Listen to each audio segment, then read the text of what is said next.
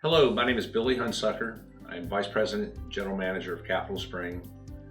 We are a location within MW Industries out of Chicago, Illinois. Wanted to talk to you about torsion springs today. Torsion springs are in a lot of applications. There are simple things such as mouse traps and as complicated as things as joysticks for heavy equipment. We've had a lot of customers that come to us at the last minute and have a very small envelope of space restraints, and they need a spring to do a particular function, and they've kind of painted us into a corner.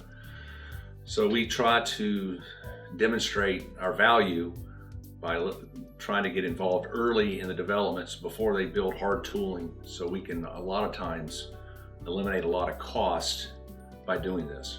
One of the unique things that differentiates MW Industries from our competitors is we really have a strong relationship with our development engineers, with our customer base, and we have convinced them with a lot of lunch and learns and seminars about the importance of getting us involved early in the development stages of their product.